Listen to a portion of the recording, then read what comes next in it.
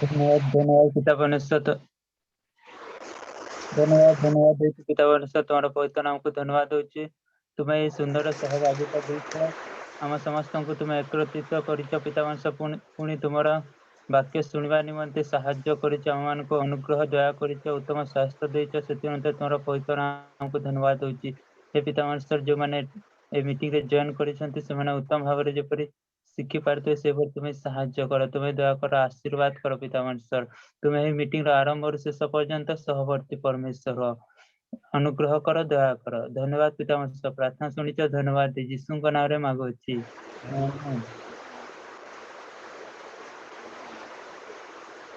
Amen.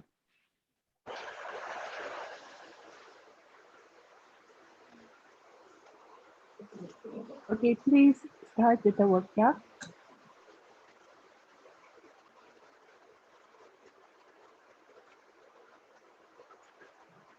Roshan, you start. Yes, sir. Yes. Sir, I start in Odia. Yes, yes. Do it in Odia. Yes, sir. Yes. Yes. First of all, I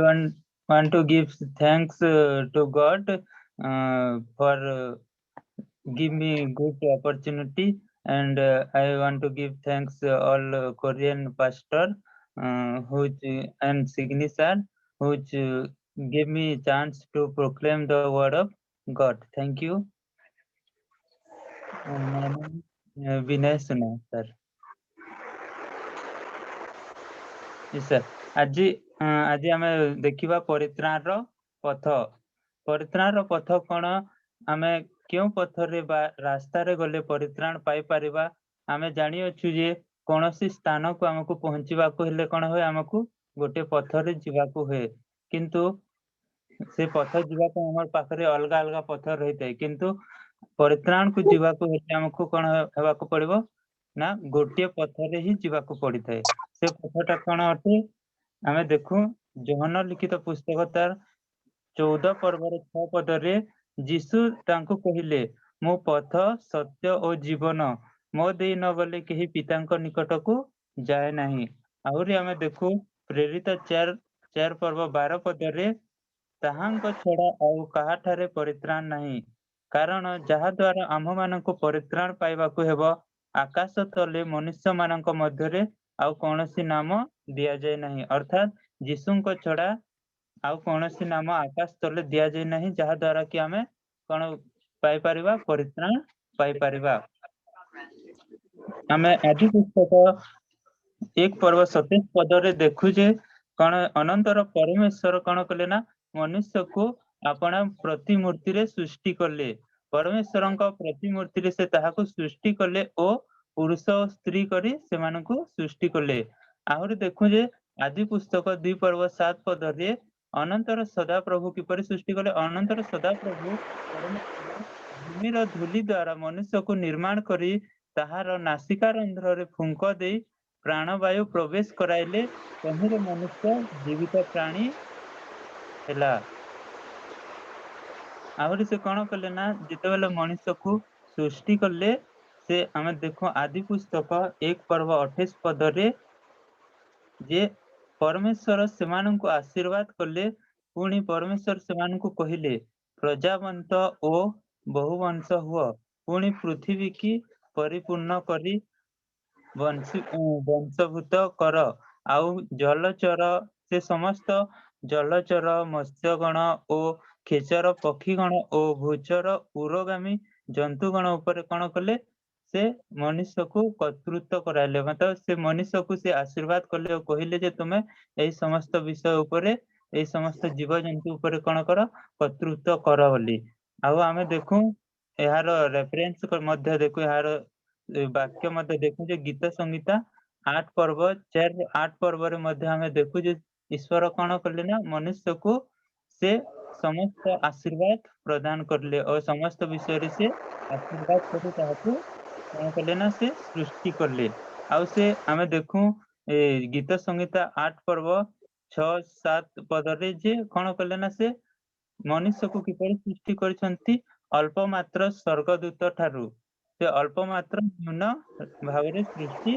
करछंती କିନ୍ତୁ ଆମେ ଦେଖୁ ଯେ କଣ ହେଲା ନା ଏ ଆଦି ପୁସ୍ତକ 2 ପର୍ବ ତାର 16 ଏବଂ 17 ଆମେ ଦେଖୁ ଯେ ସଦାପ୍ରଭୁ ସେହି ମନୁଷ୍ୟକୁ ଆଜ୍ଞା ଦେଇ କହିଲେ, ତୁମେ ଉଦ୍ୟାନର ସମସ୍ତ ବୃକ୍ଷର ଫଳ ସ୍ୱଚ୍ଛନ୍ଦରେ ଭୋଜନ କରିପାର, ମାତ୍ର ସତ୍ ଜ୍ଞାନଦାୟକ ବୃକ୍ଷର ଫଳ ଭୋଜନ କରିବ ନାହିଁ, ଯେହେତୁ ଯେଉଁ ଦିନ ତାହା ଖାଇବ ସେହି ଦିନ ନିତାନ୍ତ ମରିବ। କଣ କଲେ? ଈଶ୍ୱର ପରମେଶ୍ୱର ମନୁଷ୍ୟକୁ ସୃଷ୍ଟି କଲେ ଆଉ ସମସ୍ତ ବିଷୟ ତା ପାଇଁ ସେ ଯୋଗାଇଲେ, କିନ୍ତୁ ସେ ଗୋଟେ ଆଜ୍ଞା ଦେଇଥିଲେ, କଣ ଦେଇଥିଲେ ନା ସେ ଯୋଉ ଉଦ୍ୟାନ ଦେଇଥିଲେ, ସେ ଉଦ୍ୟାନର ଯୋଉ ସତ୍ ଜ୍ଞାନଦାୟକ ବୃକ୍ଷର ଫଳ ସେ ଖାଇବାକୁ ମନା କରିଥିଲେ। କିନ୍ତୁ କଣ ହେଲା ନା ସେ ମନା କରିଥିଲେ, ମାତ୍ର ଶୈତାନର ପ୍ରଲୋଭନରେ ପ୍ରଲୋଭିତ ହୋଇ ସେହି ସତ୍ ଜ୍ଞାନଦାୟକ ବୃକ୍ଷର ଫଳକୁ ଆଦମ ଓ ହବା ଦୁହେଁ ଖାଇଲେ ଓ ଈଶ୍ୱରଙ୍କ ଆଜ୍ଞାକୁ କଣ କଲେ ନା ସେମାନେ ଉଲ୍ଲଂଘନ କଲେ। ଏହା ଆମେ ଦେଖିପାରୁ ଆଦି ପୁସ୍ତକ 3 ପର୍ବ 1 ପଦରୁ 6 ପଦ ମଧ୍ୟରେ ଆମେ ଦେଖୁ ଯେ କଣ ହେଲା ନା ଏହି ପ୍ରକାର ମଣିଷ କଣ କଲା ନା ପାପ କଲା, ଅର୍ଥାତ୍ ଈଶ୍ୱରଙ୍କ ଆଜ୍ଞାକୁ ଲଙ୍ଘନ କଲା। ଆହୁରି ଆମେ ଦେଖୁ ରୋମିଓ ପୁସ୍ତକ ତାର 5 ପର୍ବ 12 ପଦରେ ଆମେ ଦେଖିବାକୁ ପାଉ ଯେ ଅତଏବ ଯେପରି ଜଣେ ଲୋକ ଦ୍ୱାରା ପାପ ଓ ପାପ ଦ୍ୱାରା ମୃତ୍ୟୁ ଜଗତରେ ପ୍ରବେଶ କଲା, ଆଉ ସେହି ପ୍ରକାରେ ମୃତ୍ୟୁ ସମସ୍ତ ଲୋକଙ୍କ ପ୍ରତି ଘଟିଲା, ଯେଣୁ ସମସ୍ତେ ତ ପାପ କଲେ। ଅର୍ଥାତ୍ ପାପ କେଉଁଠାରୁ ଆସିଲା? ଜଣେ ମାତ୍ର ପରମେଶ୍ୱର ଯେଉଁ ସୃଷ୍ଟି କରିଥିଲେ ଆଦମ ଓ ହବା, ସେଠାରୁ ହିଁ ଆମ ମଣିଷ ଜଗତରେ କଣ ହେଲା ନା ପାପ ଆସିଲା। ଆଉ ଏହିପରି ଭାବରେ ଆମେ ଦେଖୁ କଣ ହେଲା ନା ସେହି ପାପ ଯୋଗୁ ଏହିପରି ଭାବରେ ଆମେ ଦେଖୁ ମଣିଷର 3ଟି ମୌଳିକ ସମସ୍ୟା। କଣ କଣ ସେଇଟା? ଯାହାକୁ ଆମେ 3S ପ୍ରୋବ୍ଲେମ ମଧ୍ୟ କହିଥାଉ। 3ଟି ମୌଳିକ ସମସ୍ୟା। ଏକ ନମ୍ବର ସମସ୍ୟା ହଉଛି କଣ? ଶୈତାନ। ଆମେ ଦେଖୁ ଯୋହନ ପୁସ୍ତକ ତାର 8 ପର୍ବ 44 ପଦରେ ତୁମ୍ଭମାନଙ୍କ ପିତା ଶୈତାନ ଠାରୁ ଉତ୍ପନ୍ନ, ଆଉ ତୁମ୍ଭମାନଙ୍କ ପିତାର କାମନା ସାଧନା କରିବା ତୁମ୍ଭମାନଙ୍କର ଇଚ୍ଛା। ସେ ଆଦ୍ୟରୁ ନରଘାତକ, ଆଉ ସେ ସତ୍ୟରେ ରହେ ନାହିଁ, କାରଣ ତାହାଠାରେ ସତ୍ୟ ନାହିଁ। ଯେତେବେଳେ ସେ ମିଥ୍ୟା କହେ, ସେତେବେଳେ ସେ ନିଜ ଠାରୁ କହେ, କାରଣ ସେ ମିଥ୍ୟାବାଦୀ ଓ ମିଥ୍ୟାବାଦୀର ପିତା। ଅର୍ଥାତ୍ ଆମର ପ୍ରଥମ ମୌଳିକ ସମସ୍ୟା କଣ? ଶୈତାନ। ଆମେ ଶୈତାନର ଠାରେ କଣ ରହୁ? ଶୈତାନ ଭଳି ଆମେ କାର୍ଯ୍ୟ କରୁ। ଶୈତାନ ଯେପରି ସବୁବେଳେ ମିଛ କହିଥାଏ, ସେହିପରି ଆମେ କଣ କରୁ? ମିଛ କହିଥାଉ ଆମ ଜୀବନରେ। ଆଉ ସେଇଟା ହଉଛି ଆମର କଣ? ମୌଳିକ ସମସ୍ୟା ପ୍ରଥମ। ଆଉ ଦ୍ଵିତୀୟ ସମସ୍ୟା ଆମେ ଦେଖୁ ପାପ। ଆମେ କଣ କରିଥାଉ ନା ପାପ କରିଥାଉ। ଆମେ ରୋମିଓ 3 ପର୍ବ 23 ପଦରେ ଦେଖୁ, ସମସ୍ତେ ତ ପାପ କରିଅଛନ୍ତି, ପୁଣି ଈଶ୍ୱରଙ୍କ ଗୌରବ ରହିତ ହୋଇଅଛନ୍ତି। ଅର୍ଥାତ୍ ଏଇ ଜଗତରେ କଣ କରୁଛନ୍ତି ନା ସମସ୍ତେ ପାପ କରିଅଛନ୍ତି। ଆଉ କଣ ହେଇଛନ୍ତି? ଈଶ୍ୱରଙ୍କ ଗୌରବ ରହିତ, ଅର୍ଥାତ୍ ଈଶ୍ୱରଙ୍କ ଯୋଉ ଗୌରବ ସେମାନେ ପାଇବା କଥା, ଯେଉଁ ପରମେଶ୍ୱର ମନୁଷ୍ୟକୁ ସୃଷ୍ଟି କଲା ବେଳେ ଯେଉଁ ଆଶୀର୍ବାଦ ଦେଇଥିଲେ, ସେହି ଆଶୀର୍ବାଦରୁ ମଣିଷ କଣ ହେଉଛି? ଏବେ ବଞ୍ଚିତ ହେଉଛି। ଅର୍ଥାତ୍ ସେହି ଆଶୀର୍ବାଦକୁ ସେ ଉପଭୋଗ କରିପାରୁ ନାହିଁ। ଆହୁରି ଆମେ ତୃତୀୟ ମୌଳିକ ସମସ୍ୟା ଦେଖୁ ଯେ ଈଶ୍ୱରଙ୍କ ଠାରୁ ପୃଥକ। ଅର୍ଥାତ୍ ସେ ଯେତେବେଳେ ଶୈତାନ ଦ୍ୱାରା ପ୍ରଲୋଭିତ ହୋଇ ପାପ କଲା, ସେହି ସମୟରେ ସେ କଣ ହେଲା ନା ଈଶ୍ୱରଙ୍କ ଠାରୁ ପୃଥକ ହୋଇଗଲା। ଆମେ ଦେଖୁ ଏଫେସୀୟ 2 ପର୍ବ 1 ପଦରେ, ଏହି ସଂସାରର ଭାବାନୁସାରେ ଆମେ ଆମର ପାପ ଓ ଅପରାଧ ଦ୍ୱାରା ମୃତ ହୋଇଅଛୁ। ଅର୍ଥାତ୍ ଆମେ ଆମର ପାପ ଦ୍ୱାରା କଣ ହେଇଛୁ? ଏଇ ସଂସାରର ଭାବାନୁସାରେ ଆମେ ଏଇ ସଂସାର ଯେମିତି ଚାଲୁଛି, ସେହି ପ୍ରକାର କଣ ହେଇଛି ନା ଆମେ ମଧ୍ୟ ଚାଲୁଛୁ, ଓ ସେହି ପାପରେ ପରିପୂର୍ଣ୍ଣ ହେଇ ଆମେ କିଛି ଜାଣିପାରୁନାହୁଁ। ଏହି 3ଟି ମୌଳିକ ସମସ୍ୟା ଯୋଗୁଁ ମଣିଷ କଣ ହୋଇଛି ନା ଅବିଶ୍ୱାସୀ ହୋଇଛି। ଅର୍ଥାତ୍ ଏଇ ଯୋଉ ମୌଳିକ 3ଟି ପାପ ହଉଛି ଶୈତାନ, ପାପ ଓ ପରମେଶ୍ୱରଙ୍କ ଠାରୁ ପୃଥକ। ଏ 3ଟି ମୌଳିକ ସମସ୍ୟା ଯୋଗୁଁ କଣ ହେଇଛି ନା ମଣିଷ ଅବିଶ୍ୱାସୀ ହୋଇଛି। ଆଉ ଏହି ଅବିଶ୍ୱାସୀର ଆମେ ବିଭିନ୍ନ ସମସ୍ୟା ମାନ ଦେଖିବାକୁ ପାଉ। ଅର୍ଥାତ୍ ସେ ଯେତେବେଳେ ବିଶ୍ୱାସୀରୁ ଅବିଶ୍ୱାସୀରେ ପରିଣତ ହେଇଛି ତା ପାଖକୁ କଣ ହଉଛି ନା ଅନେକ ସମସ୍ୟା ତାହା ଆମେ ଦେଖୁ 1 ନମ୍ବର ସମସ୍ୟା ଆମେ ଦେଖୁ ପ୍ରଥମ ସମସ୍ୟା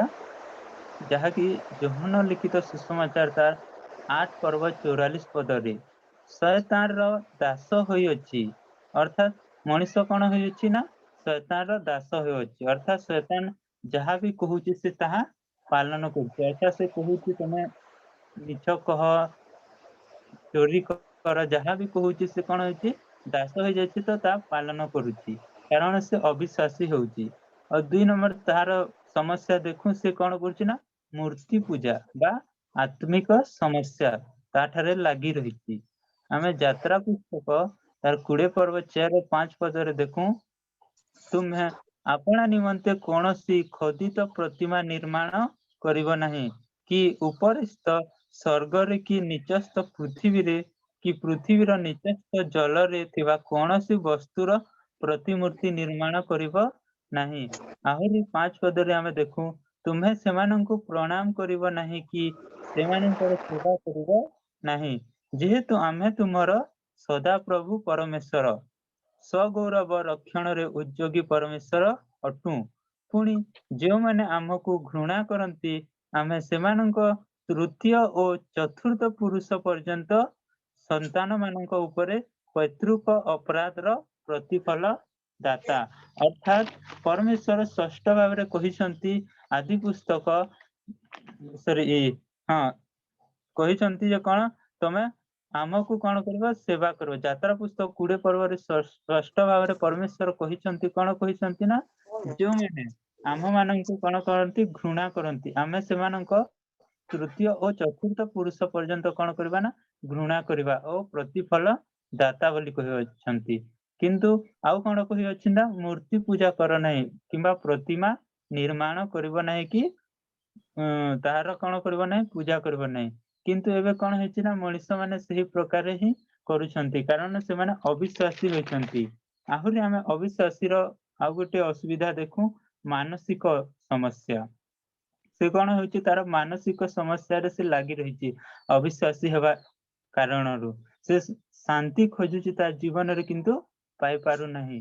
ଆମେ ଯାହା ଦେଖୁ ମାଥ୍ୟୁ ଲିଖିତ ପୁସ୍ତକ ତାର 11 ପର୍ବ 28 ପଦରେ ଯୀଶୁ କହିଲେ हे परिश्रांत ଓ ଭାରଗ୍ରସ୍ତ ଲୋକ ସମସ୍ତେ ମୋ ନିକଟକୁ ଆସ ମୁଁ ତୁମମାନଙ୍କୁ ବିଶ୍ରାମ ଦେବି ଯୀଶୁ କଣ କହିଲେ ମୁଁ ତୁମମାନଙ୍କୁ ବିଶ୍ରାମ ଦେବି ଆହୁରି ସେହି ଅବିଶ୍ୱାସୀର ଚତୁର୍ଥ ସମସ୍ୟା ଆମେ ଦେଖୁ ତାର କଣ ହେଉଛି ନା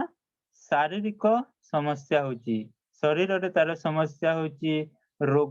ରୋଗର ସମସ୍ୟା ହେଉଛି ଫାଇନାନ୍ସିଆଲ ଯାହାକୁ ଆମେ ପଇସା ଟଙ୍କାର ଅସୁବିଧା କହୁ ଆଉ କଣ ହଉଛି ନା ପାରିବାରିକ ସମସ୍ୟା ଦେଖା ଯାଉଛି ତାର କଣ ହଉଛି ନା ସେ ଅବିଶ୍ୱାସୀ ହେବା ଯୋଗୁଁ ପ୍ରଥମ ତାର ରୋଗ ହଉଛି ବିଭିନ୍ନ ରୋଗରେ ସେ ପୀଡ଼ିତ ହଉଛି କିନ୍ତୁ ସେ ତାହା କଣ କରୁଛି ନା ବୁଝି ପାରୁନାହିଁ ତା ପାଖରେ କଣ ଲାଗି ରହୁଛି ନା ସବୁବେଳେ ଟଙ୍କା ପଇସାର ଅସୁବିଧା ଲାଗି ରହୁଛି ପରିବାରରେ ଶାନ୍ତି ନାହିଁ ପରିବାରର ସମସ୍ୟା ଲାଗି ରହୁଛି ହେଲେ ସେ କଣ କରୁଛି ନା ତାହା ବୁଝି ପାରୁନାହିଁ ସେ ଅବିଶ୍ୱାସୀ ହେବା ଯୋଗୁଁ ଏସବୁ ସମସ୍ୟାର ସେ କଣ କରୁଛି ନା ଭୋଗୁଛି ଆହୁରି କଣ ଆମେ 5 ନମ୍ବର ଦେଖୁ ମୃତ୍ୟୁର ସମସ୍ୟା କେତେ ଦିନ କଣ ହଉଛି ନା ସେ ମୃତ୍ୟୁର ସମସ୍ୟାରେ ସେ ଲାଗି ରହିଛି ଅର୍ଥାତ୍ ଆତ୍ମିକ ମୃତ୍ୟୁ ଭାବରେ ସେ ରହୁଛି ଆମେ ଦେଖୁ ଲୋକଲିଖିତ ସୁସମାଚାର ତ 16:19-31 ଆଉ ହିବ୍ରୁ 9:27 ଆହୁରି ସେ ତା ପାଖରେ କଣ ସମସ୍ୟା ରହୁଛି ନା 6 ନମ୍ବର ରହୁଛି ପରବର୍ତ୍ତୀ ସମସ୍ୟା ଅର୍ଥାତ୍ ତାର ଭବିଷ୍ୟତ ପାଇଁ ମଧ୍ୟ କଣ ରହୁଛି ସମସ୍ୟା ମାନ ଲାଗି ରହିଛି ଏହା ତା ଜୀବନରେ ଲାଗି ରହୁନି ମାତ୍ର ତା ଭବିଷ୍ୟତ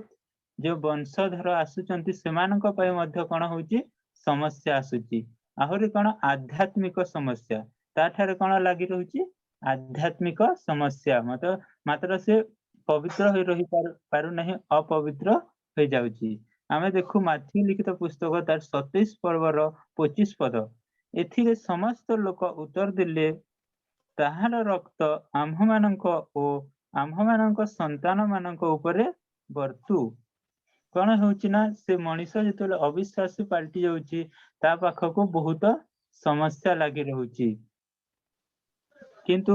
से एही समस्यार समाधान पे से कौन करुछि निजे समाधान करबाकू से चेष्टा करुछि। से किपरि चेष्टा करुछि? एक नंबर प्रथमे से चेष्टा करुछि जे धार्मिकता मते धर्म कर्म करबाकू चेष्टा करुछि जे मु भल धर्म कर्म करिबी,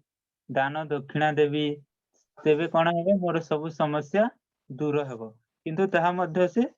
होई पारु नहीं। द्वितीय से कौन की चेष्टा करुछि? उत्तम कार्य। आमे देखु जिसाय 64 पर्व 6 पदरे कारण आमे समस्ते असुचि लोक तुल्य होई अछु ओ आम्भ मानकर धर्म कर्म सबु असुचि वस्त्र तुल्य अटे। एठारे जिसाय भविष्य वक्ता कौन कहउचंती? कारण आम्हे समस्ते असुचि लोक तुल्य होई अछु ओ आम्भ मानकर धर्म कर्म सबु असुचि वस्त्र तुल्य अटे। अर्थात आमे जेतेबेले असुचि होई अछु हमर धर्म कर्म मध्य किपरि होई अछि? असुचि भावरे होई अछि। अर्थात आमे किछि धर्म कर्म जेते भी कले भी ता कोन होई जाउछि? वृथा होई जाउछि। ओ कोन होउछि? ओ आमे समस्ते पत्र तुल्य जीर्ण होई अछु आउ आम्भ मानकर अपराध सबु वायु परि आम्भ मानंकु उड़ाई निए। आहुरी तृतीय से की भावरे से समस्यार समाधान करबाकू चेष्टा करछि? दार्शनिक अर्थात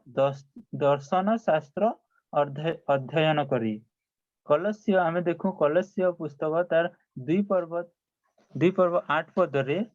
सावधान काले केही ख्रीष्टंक शिक्षार असंगत मनुष्यर परंपरागत ओ जगतर प्राथमिक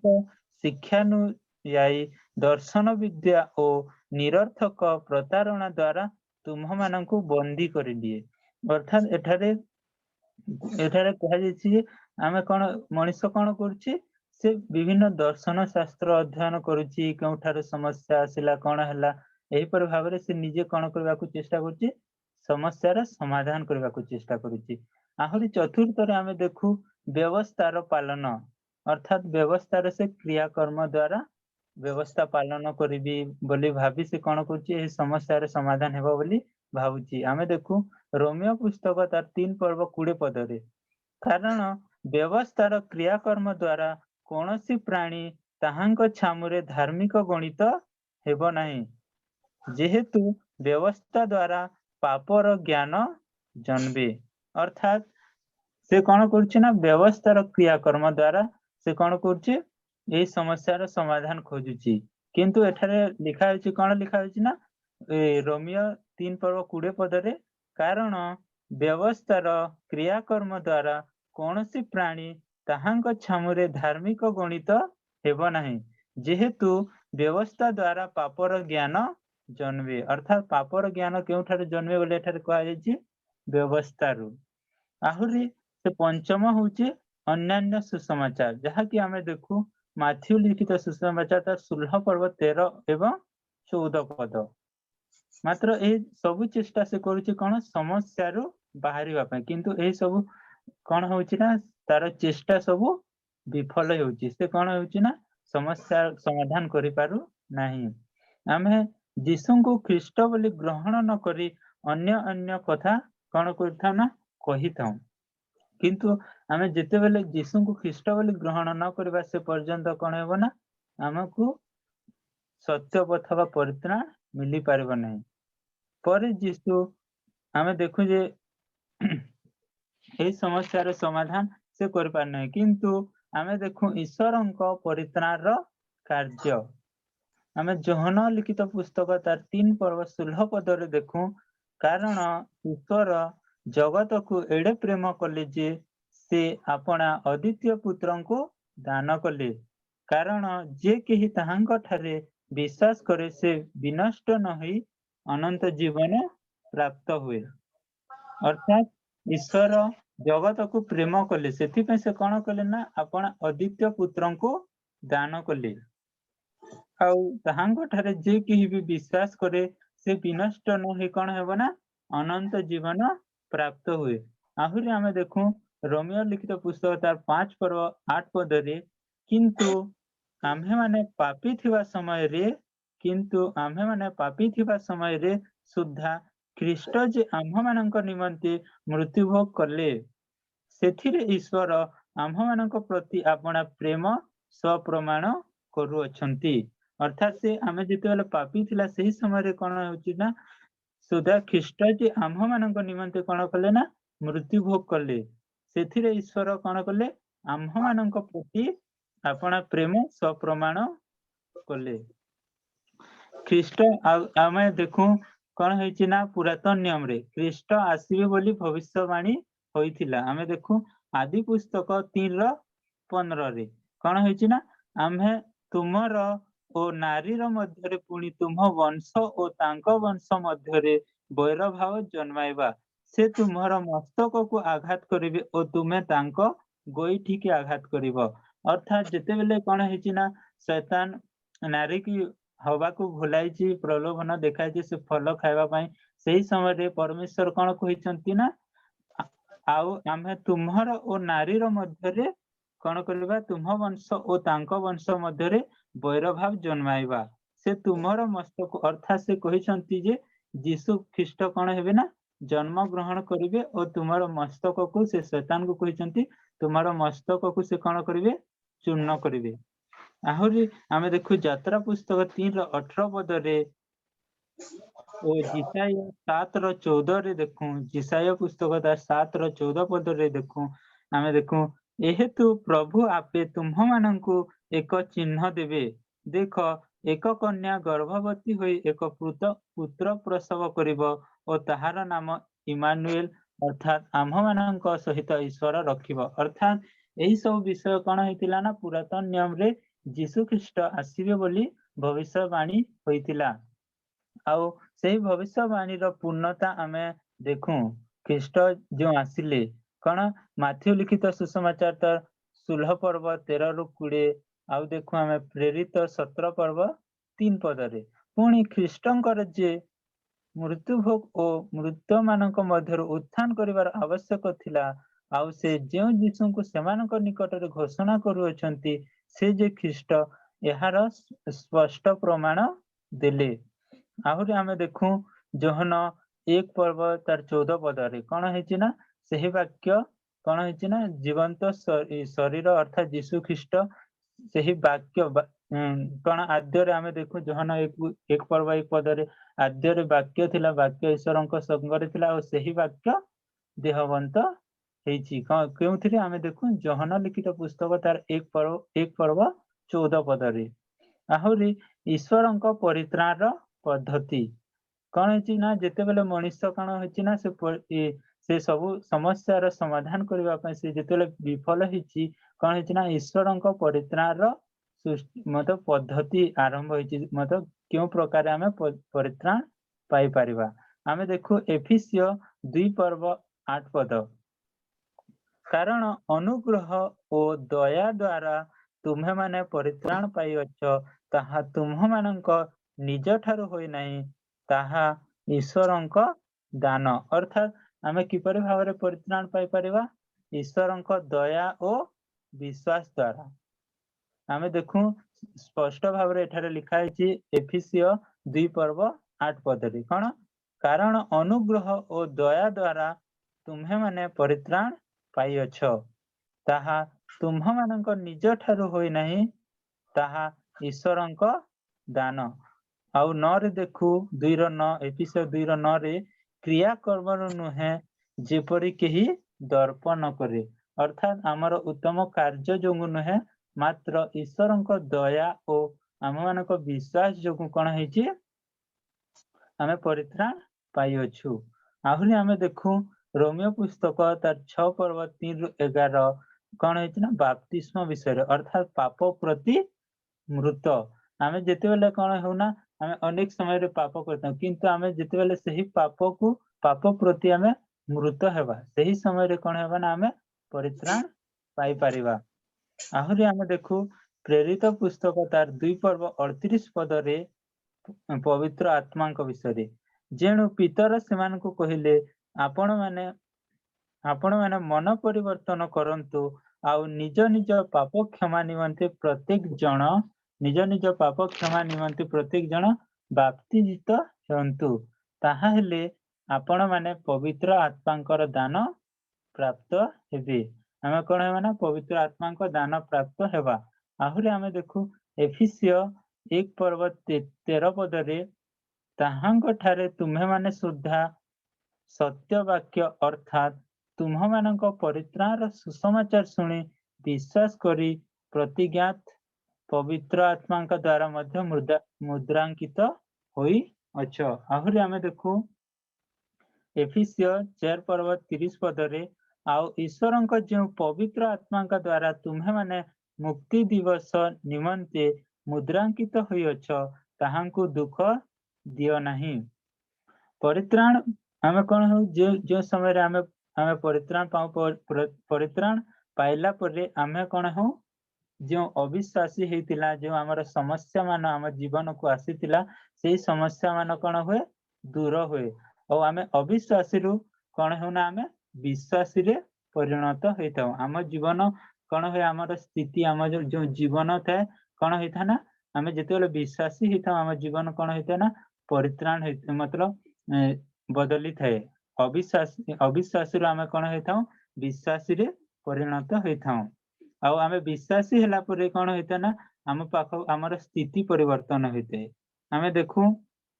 कलसियो 3 पर्व 16 पदरे कोन हेता ना ख्रीष्टंक वाक्य प्रचुर भाबे तुम्ह मानक ठारे वास करू तुम्हे माने परस्पर को ओ संपूर्ण ज्ञान सह शिक्षा ओ चेतना दियो पुणी ईश्वरंक उद्देश्य रे गीत स्तोत्र और आध्यात्मिक संकीर्तन द्वारा कृतज्ञ हृदय रे गान कर आमे जेतेबेले कोन होना अविश्वासी रो विश्वासी रे परिणत हो सेही समय रे कोन होय ना आम जीवन रे वाक्य थिबा दरकार तुम्हे माने कोन कहिसंती ना कलेसियो 8 पर्व 3 पर्व 16 पद रे कोन कहिसंती ख्रीष्टंक वाक्य प्रचुर भाबे तुम मानक ठारे वास करू अर्थात आम मानक ठारे कोन वास आम मानक ठारे कोन वास करबा उचित ख्रीष्टंक वाक्य प्रचुर भाबे अर्थात आम मानक पाखरे प्रचुर भाबे कोन रहबा कथा ईश्वरंक वाक्य आउ आमे देखु जोहन 14 पर्व 16 पद रे देखु आउ मु पितांको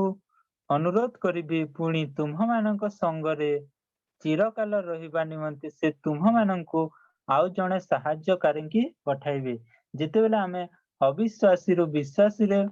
परिणत हो आमे जेतेबेले परित्राण को लाभ करता सही समय रे आमे कोन देखुछु जोहन 14 पर्व 16 पद रे कोन देखु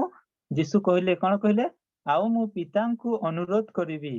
से कोन करे पितांको अनुरोध करिबे पुणी तुम मानक संगरे चिरकाल रहिबा निमंते से पिता कोन करबे आम मानक संगरे चिरकाल रहिबा निमंते से कोन करबे आउ जणे सहाय्यकारी की पठाइबे अर्थात से कोन करबे पवित्र आत्मा को आम संग रहिबा पय पठाइबे से कोन करबे हमकु समस्त कार्य रे सहाय्य करबे आउरे आमे देखु प्रेरित 1 पर्व 8 पद रे किंतु पवित्र आत्मा तुम मानक ऊपर अवतीर्ण होंते तुम्हे माने शक्ति प्राप्त हेबो आउ जेरूशलेम समस्त यहूदा प्रदेश और समीरण पुणी पृथ्वीर प्रांत पर्यंत सुधा मोहर साक्षी हेबो अर्थात आमे कोन हेबा ना जेतेबेले अविश्वासी रु विश्वासी रे परिणत हेबा जेतेबेले आमे परित्राण को लाभ करबा सेही समय रे कोन हेबा ना आमे पवित्र आत्मा रे पूर्ण हेबा आउ कोन हेबा आमे साक्षी हेबा जेरूशलेम कहाकार साक्षी हेबा पृथ्वीर प्रांत पर्यंत आमे साक्षी हेबा कहार साक्षी हेबा यीशु ख्रीष्टंकर अर्थात परमेश्वरंकर आहुरी कोन होय विश्वासी मानकर अधिकार आमे जेपरे आमे अविश्वासी थिला अविश्वासी रु जे समय आमे विश्वासी रे परिणत हो जे समय आमे परित्राण को लाभ करू सेही समय कोन होय ना आम पाखकू अधिकार आसे सेही समय कोन होय ना आमे ईश्वरंक संतान भाव रे आमे परिणत होइताउ सेही समय हमर विश्वासी मानकर अधिकार आमे पाइताउ कोन अधिकार आमे देखो लोकलिखित सुसमाचार 10 पर्वर 19 पद रे यीशु कोन अधिकार दैछंती देखो मु तुम माननको साप ओ बिछा ऊपर चलीबा को क्षमता देइछि पुणी शत्रुर समस्त शक्ति ऊपर मध्य क्षमता देई अछि आउ किछि ही कोनोसी प्रकार तुम मानकर क्षति करिबो नाही अर्थात आमे माने जेते बेले विश्वासी हेबा सेही समय कोन हेबा यीशु की अधिकार आम मानकु दी अछंती आमे साप किबा बिच्छा ऊपर चलिले मध्ये कोन हेबा हमर कोनोसी क्षति हेबो नाही केउ समय जे समय आमे परित्राण को लाभ करिबा आउ विश्वासी रे परिणत हेबा अविश्वासी मानक पय ए अधिकार नाही ए अधिकार कहा पय होते विश्वासी मानक पय आउ क्यों अधिकार आमे देखु एवरी पुस्तक 1:14 पद रे दूत माने तुम मानकर सेवा करिवे अर्थात कहार सेवा करिवे दूत माने विश्वासी मानकर दूत माने हमर कोन करिवे सेवा करिवे आउरी कोन आमे देखु फिलिपिया 3:20 पर्व रे आमे माने स्वर्गर आदिवासी हेबा अर्थात आमे माने स्वर्गर प्रजा भाबे गणित हेबा जे हमर मृत्यु पर आमे केउ ठाकु जिबा स्वर्ग को केउ माने ए अधिकार पाई परिबे विश्वासी माने आउरी के अधिकार पाई परिबे माथि आमे देखो 28 पर्व 18 रु 20 स्वर्ग और पृथ्वी रो समस्त अधिकार आम मानकु दत्त हेउछि जेतेले आमे विश्वासी रे परिणत हो से समय कोन हेछि स्वर्ग और पृथ्वी रो समस्त अधिकार आम मानकु दत्त हेउछि आउ कहिचंती जीसु कहिचंती मु जुगांत पर्यंत तुम मानक संगरे रहिबी अर्थात आमे माने जेते बेले अविश्वासी रो विश्वासी रे परिणत हेबा आमे जेते बेले परित्राण को लाभ करिबा से समय कोन हेबा ना जीसु आम मानक संगे रहिबे जुगांत पर्यंत आउ से समय आमे जेते बेले ईश्वरक संतान हेबार आमे जेते बेले परित्राण पाइबा से परित्राण पाइबार हमर कोन ईश्वरक पांचटी हमर कोन दरकार निश्चिंतता दरकार जे आमे परित्राण पाइ अछु अर्थात आमे जेते बेले ईश्वरक संतान हेचु से ईश्वरक संतान आमे हेचु बोले हमर निश्चिंतता अर्थात हमको सियोरिटी दरकार कि एश्योरेंस दरकार कोन कि तमे आमे किपरि कहि परबा जे आमे ईश्वरक संतान अटु हमर की प्रकार निश्चिंतता थिबा दरकार नंबर 1 थिबा कथा परित्राण रो निश्चिंतता आमे देखु प्रथम जोहन 5 पर्व 11 पद रु 13 पद पर्यंत आहुरी हम कोन रहिबा एश्योरेंस अर्थात निश्चिंतता कोन हमर रहिबा कथा प्रार्थना रो उत्तर ग्रहण करिवार निश्चिंतता अर्थात आमे जेतेले परित्राण पाइ अछु अर्थात आमे जदि ईश्वरक संतान तेबे आमे प्रार्थना करले आमे कोन हेबा कथा उत्तर पाइबा उचित आहुरी कोन पवित्र आत्मांक परिचालनार निश्चिंतता अर्थात आमे जेतेले विश्वासी हेबा आमे जेतेले ईश्वरक संतान हेबा सेही समय कोन हेबा पवित्र आत्मा आम मानकु परिचालना करिवे आमे देखि परबा हितोपदेश 3 पर्व 6 पद आहुरी कोन हमर ईश्वरक संतान हेले ओ कोन हम निश्चिंतता रहइबो नंबर 4 पाप क्षमार निश्चिंतता अर्थात हमर पाप कोन हेबो क्षमा हेबो आहुरी 5 नंबर कोन हेबो विजयर निश्चिंतता अर्थात आम जीवन रे कोन हेबो विजय लाभ आमे विजय लाभ कर परबा जते बेले आमे ईश्वरक संतान हेबा सेही समय रे कोन कहबा ना आमे विजय लाभ करि परबा आमे देखि परबा प्रथम कोरिन्थ 10 रो 13 पद रे ए समस्त विषय ए पांचटी कोन ईश्वरक संतान हेबार पांचटी हम पाखरे निश्चिंतता रहिबा उचित कोन कोन सेटा नंबर 1 परित्राण रो निश्चिंतता नंबर 2 परित्राण प्रार्थना रो उत्तर ग्रहण करिवार निश्चिंतता आउ नंबर 3 पवित्र आत्मा को परिचालना नंबर 4 पाप क्षमार निश्चिंतता आउ नंबर 5 विजयर निश्चिंतता अर्थात आमे जेते बेले ईश्वरक संतान हो एई पांचटी निश्चिंतता जदि आम पाखरे अछि तेबे आमे